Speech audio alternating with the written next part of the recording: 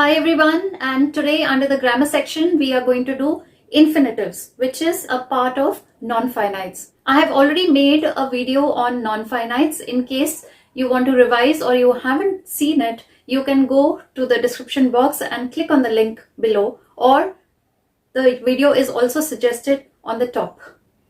So now under non-finites, today we are going to see deeply about infinitives. So let's start with the session.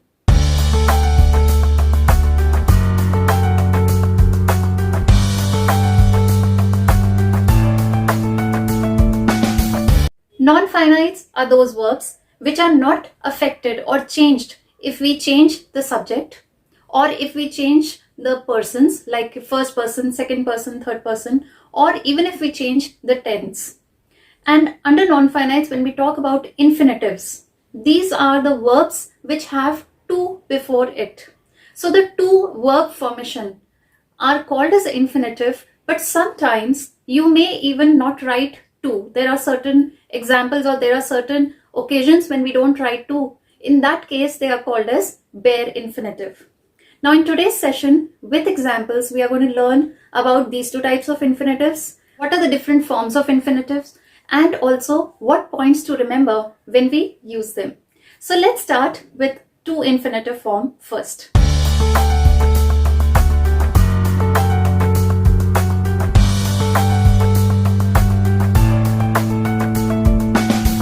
Infinitives will always tell you the purpose of the action. So in a sentence, when infinitives are used, they are used as both verbs and nouns because they name the action, and therefore they are also called as verbal nouns. So one reason why we use infinitives is to show the purpose of the action. Another way when an infinitive is used is when it can tell us about the subject of the verb or can be used as an object of the verb. Let's look at these three examples and know how an infinitive functions. The student studied very hard to pass the exam. Whenever you have a non-finite verb, you will always have a finite verb also, which will change with the subject and the tense. So in this case, studied is the finite verb, and if you go ahead, to pass is the non-finite verb because it will not change as per the subject or tense. But here, since I have to before the base form of the verb, this becomes a to infinitive in the sentence. Look at the next one. He changed his way not to see her. Now, changed here is obviously a finite verb, but to see here becomes an infinitive. Look at the next example. To get a passport, please fill this form. To get means an infinitive verb form. Now in all these examples, you can find out that these infinitives are showing me the purpose of the action, which is specified by the finite verb. In one case, it may be a subject, or in another, it may be an object. Now let's find out that. When we talk about object, it has to come after the verb. For example, here, okay, he changed his way not to see her. So here, in this case, it is acting like an object to the verb. Similarly here, also it is acting like an object to the verb. And in the third example, since this infinitive is coming before the finite verb, this will act like a subject to the finite verb. So that's how you identify a to infinitive. But there are cases when to is not used before the verb form. In that case, they are called as bare infinitive. Let's know something about bare infinitives now.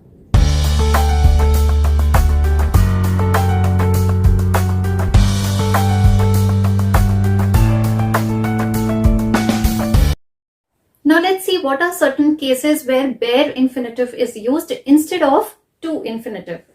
Like if you have auxiliary verbs do, does, or did in a sentence, then after that you do not use to. For example, he doesn't, look at this, doesn't have her mobile. Now what is infinitive here? Have is the infinitive, but it is a bare infinitive without to. Did you hear about it? Now that you have an auxiliary verb did, so My bare infinitive is here. So this is the bare infinitive. Next is if you have words of perception. Verbs of perception like see, watch, notice, hear, listen to, feel, smell, etc. Then also in that case we don't use to and use bare infinitive instead. So I saw him do it. Now since saw is a verb of perception, do is bare infinitive after this. Similarly, I heard him cry.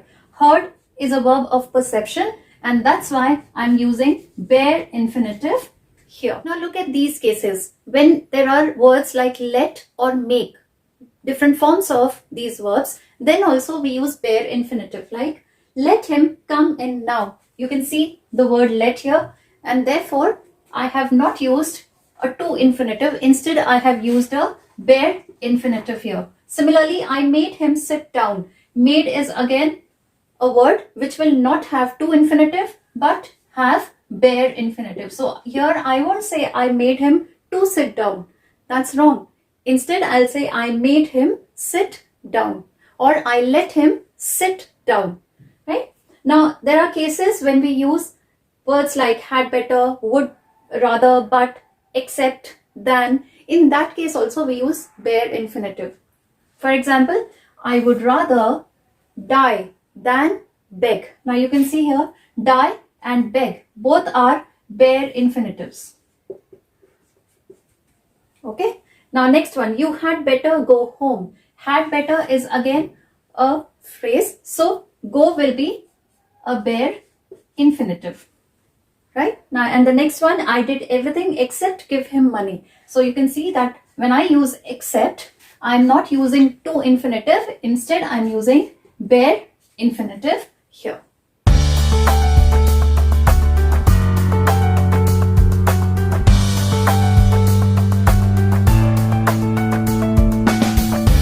To infinitives can be used in two different forms.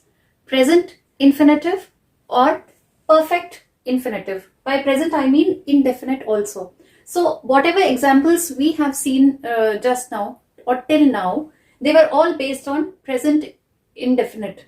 These two forms are used when you want to actually tell the listener whether your plan or your wish or your hope was fulfilled or not. So let's say your plan or your wish was doubtful of fulfillment, where you don't know whether it was fulfilled or not. Then in that case, you will use present or indefinite form. And it is the same as what we have seen till now. That is to and the V1, the present form of the verb. For example, he expected to reach early or he wished to play with his cousins. Now this is something which I don't know whether it was fulfilled or not.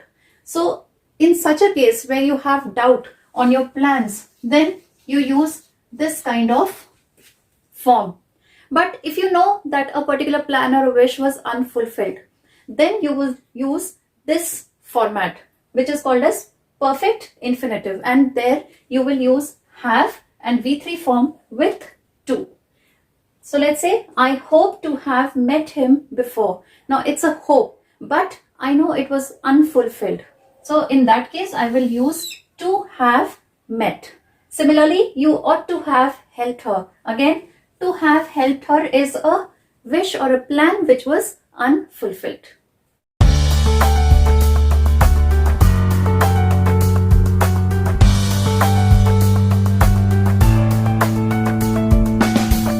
When to infinitives are used with words like to or enough, they have a different meaning. We use to when we have excess of something, more of something than required. And in that case, it becomes a negative statement. For example, the soup is too hot, okay, for me to drink. Now here, the infinitive is to drink. But the moment I put to before the adjective here, then it becomes a negative statement, which means the soup is very hot, I cannot drink. Now here in this case, you can even omit for me.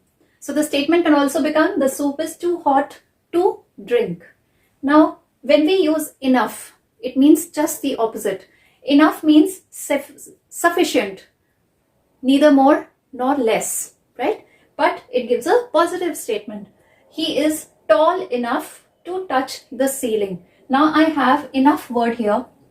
So when I use the infinitive to touch, then it will give me a positive inference, a positive meaning. So he is tall enough so that he can touch the ceiling. So that's it in today's session about infinitives, and today we learned quite deeply about this particular topic. In my next session, I'll bring up gerunds under non-finites. So till I get back, please do take care of yourself, and God bless you and best wishes for your exams. Thank you very much. Stay blessed.